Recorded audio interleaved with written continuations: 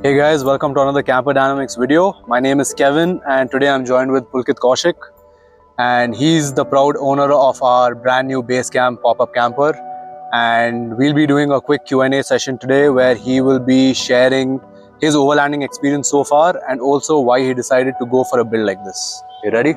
Yes. Cool.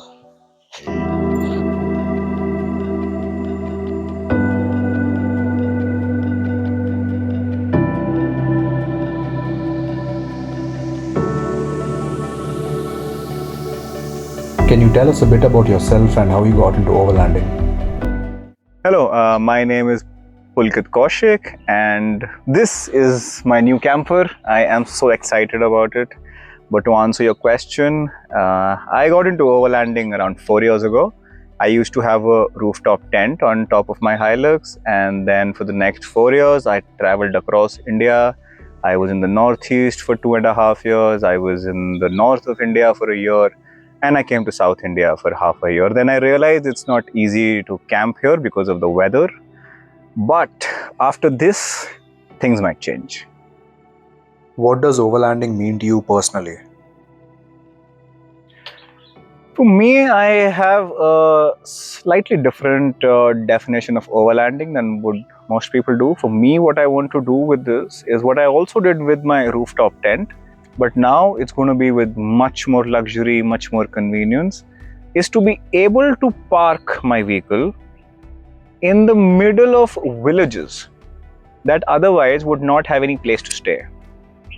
I can understand that most people would want to find a secluded spot in nature with an amazing view, amazing weather, and then just to be able to stay there and relax for 4 or 5 days or however long you want to. But for me, I want to experience those villages as they are while they are still untouched. And for me to go and then live in the homes of the local villagers was also an option, but then it comes with certain restrictions always. With this, I'm not restricted. I can go anywhere, I can live anywhere, and I can truly experience Indian villages. What's your most memorable overlanding trip? I think the most memorable experience I've had while I've been overlanding was in Nagaland.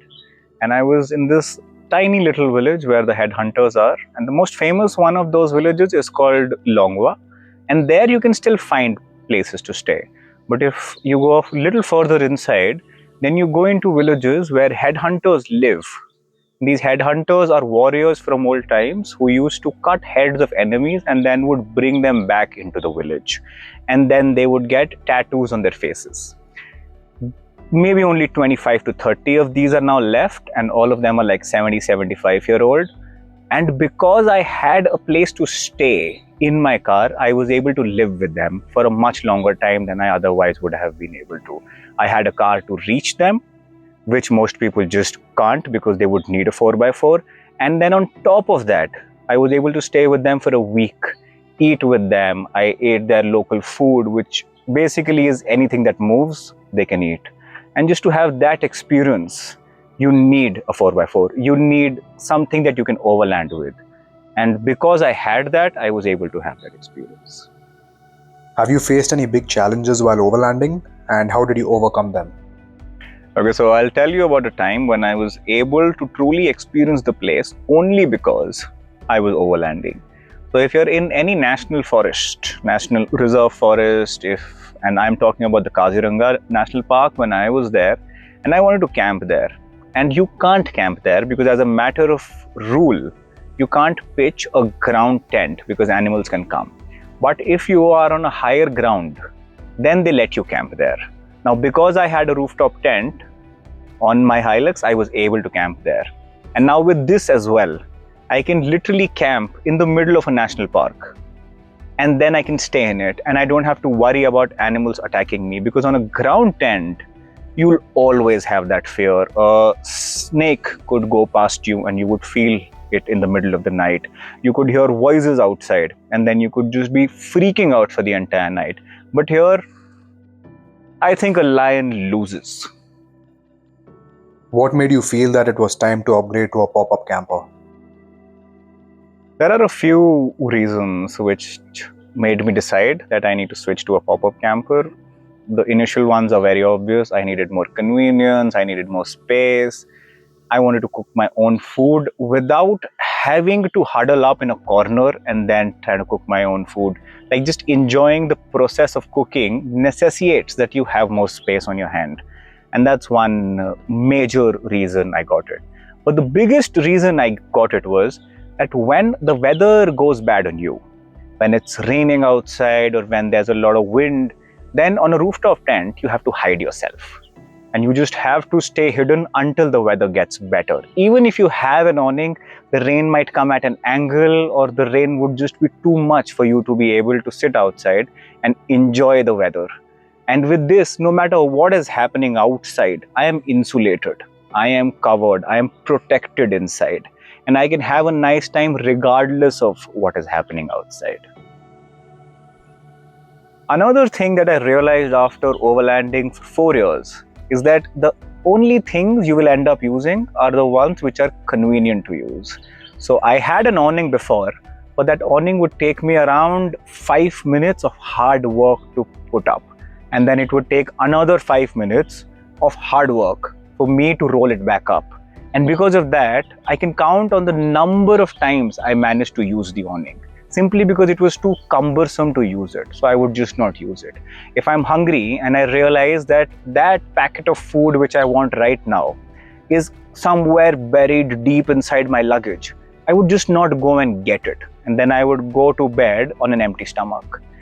So anything which is convenient will be used much more. Anything which is inconvenient will simply not be used as often enough. And everything here is convenient. The awning, I can set it up in 45 seconds max on a very lazy day. And the entire camp I can set up in less than 4 minutes on a very lazy day. And if I am really going for like a world record, I'm sure I can do much better. What factors were most important to you when choosing a camper?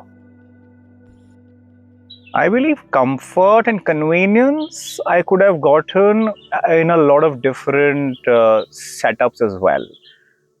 I could have purchased an Urbania, I could have removed the seats, I would have had a lot more space for sure, and I could have had a nice time in it, but I did not go for that. I went for this to ensure one thing and one thing alone, that my off-road capability is not compromised, because I know where I will be driving the car. I will be going to the mountains. I will be spending my time in Nagaland, Manipur, Mizoram, and these places, they don't have nice roads. Even certain sections of Himachal for that matter, if anybody wants to go in and truly experience what it is to go off the beaten path, then you need something with an off-road capability. And if your comfort and convenience hinders your off-road capability, that was just one thing that I could not go with. So I had to choose something that fit at the back of my Hilux, and it did not reduce the off-road capability. If anything, it would increase it. And this, with so much weight at the back, actually increases it, because now my car really drives planted when I am on an off-road track. Why did you choose Camper Dynamics to build your base camp? So I met Kevin when I was at the Overlanders Association's annual meet in the south of India. And there I saw him with his backpack camper, and I liked what he had made. But I did not know him. So I could definitely put my money on the product that he had made, but that would maybe not translate into something like this, because this is much more complicated. This has a lot more attention to detail. So I spent a few more days with Kevin, and Kevin also does not know this, but I was trying to assess him, that whether he'd be able to make something like this for me or not. And then I realized that he definitely had the passion for it, which is okay. A lot of camper manufacturing companies in India have passion for it. But without the education that one is willing to put oneself through in order to learn everything that goes into building something like this, all that passion can go to waste. But Kevin was a little different. And I'm not saying all this because he's my friend or because anything. I've already purchased this, so this is mine. I have no incentive of saying nice things about him, but I have to, because he was willing to read up on what actually needs to be done. He told me one thing, that I will not do any jugaad. And that is the thing that I loved, because any other camper manufacturer that I speak with, he'll be like, of course I can make it for you. I will do a jugaad. Like, that's the last thing I want to hear. I want something that fits with the finish that is required for a product like this. And Kevin, I knew he could give me that. How was your experience working with us through the build process? I believe there are two types of customers when they get something like this built. One, who want to be a part and parcel of every decision that is being made. They want to be consulted, they want to be informed beforehand. And then there's another sort of a customer who doesn't want to be asked any questions. He just wants the finalized product according to the needs that he has already specified. I belong to the second one. And Kevin and the entire Camper Dynamics team, they ensured that I was not bothered at all unless and until my input was absolutely necessary. I remember thinking to myself that I would be annoyed if they ask me, how do I want this particular thing to be done? Like, that's not my job. I'm paying you guys, so you have to figure out how it needs to be done. I can only give you an input how it needs to look. And that they asked me. They asked me what color I wanted the interiors, what color I wanted the mattresses to be. They wanted to know what all I would be charging inside so that they could give me an adequate number of power sockets.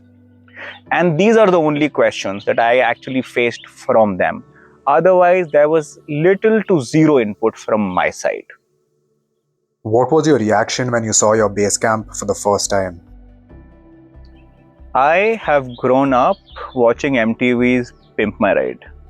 And that is the exact experience I wanted. I wanted to just walk into the workshop and then the vehicle should just be revealed to me.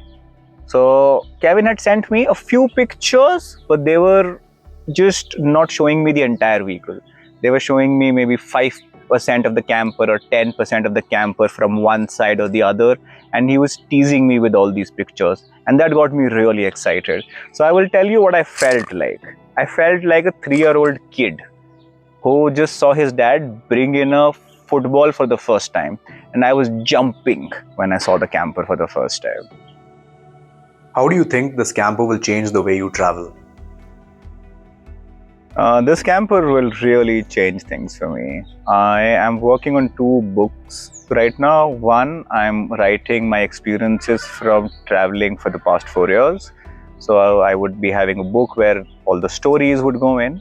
And then I'm writing a book in Meghalaya. I found more than 200 waterfalls there, so many caves, and these places are not on the map. So these places are only known by locals. So I'm writing a book now about those places where you can find the GPS coordinates, how to reach there, if you can find a homestay there or not, how long does it take for you to reach there, do you have to do a trek or not. All this information will be there in the book. And this is the perfect place for me to write my book. I don't need to go to a cafe because I can't work out of a cafe. I can work out of nature. And now I can just take this anywhere, and whenever I get a burst of inspiration to write something, all I have to do is park my car. And then I can start my writing. And that is, I think, is going to be a game changer for me. Another big change that will be for me is that I can truly disconnect for weeks at an end now. Now I can really take my vehicle to a place where there will be no network, no outside support at all. I will have at least 80 liters of water with me at any given point. I have more than 4,500 watts of electricity stored right now. I will have a solar panel. I will have an alternator generator which will also charge the batteries, the EcoFlows that I have. And I can truly stay in the wild for an extended period of time. I think the only limiting factor going to be when I stay in those places is going to be my impatience. What's the first trip you plan to take with your base camp? I spent more than 2.5 years in the northeast part of India. So I was in Mizoram, Manipur, Nagaland, Arunachal, Meghalaya. And now what I want to do is I want to take more people there. So we have our own Overlanders community. And I think we have 5 vehicles right now which are ready to leave in November for a northeast expedition. And because I've spent so much time there, I will be helping them find the nicer places. I will be leading the entire group, and these are all friends. There's no chargeable bases there. There's nothing commercial happening. All I want is for people to be able to see those places as I did, and the fact that they have very similar vehicles on them that can truly go anywhere, it's going to be adding to my level of excitement. What's on your overlanding bucket list? One thing that I'm definitely looking forward to is for the India to Thailand highway to be opened up.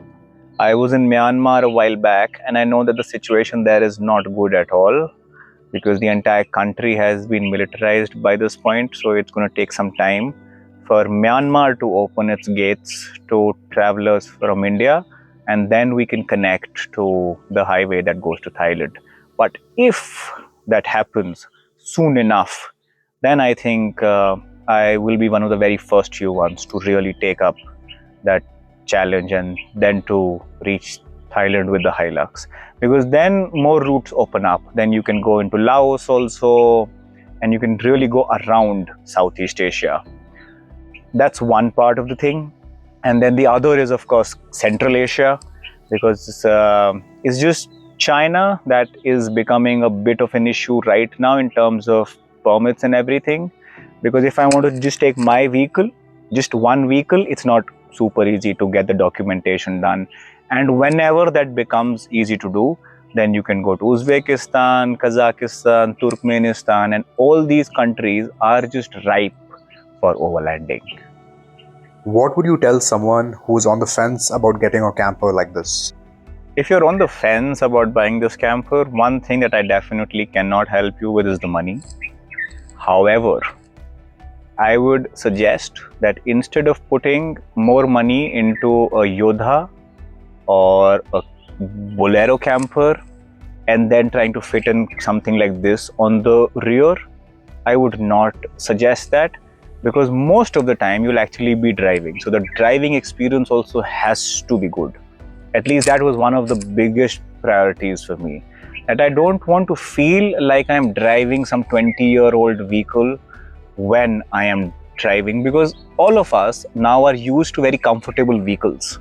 And that comfort has to be maintained even when you're driving your overlanding vehicle. So this ensures that for me. Another very important thing I realized after so many years of overlanding was that the cabin where you're driving and the space where you keep all your luggage has to be separate. Because the moment it becomes one, there's so much more noise that happens inside your car. There's everything creaks and everything moves a little bit, and it's just not a quiet, comfortable space to be in when you're reaching from one location to another. With this, the cabin of my car remains as it was stock. There's nothing that I've made any change to inside of the cabin. And all my luggage, everything that can possibly make even a little bit of sound, remains in the back. And that is a game changer. So if you're going for an Urbania, please be prepared that when you will be traveling with the vehicle, it will not be a quiet experience. Everything will move, everything will make a noise, and you will just have to get used to that.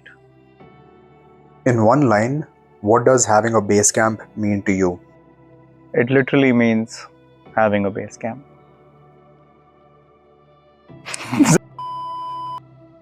To me, it means having the comfort of a home and the mobility of a 4x4. For those who want to keep up with your overlanding adventures, where can they find you online? I'm not very big on social media. I don't like to post too much, but if you still want to follow, for every now and then that I would be posting something about this, then you can follow me on Instagram at needless nomad.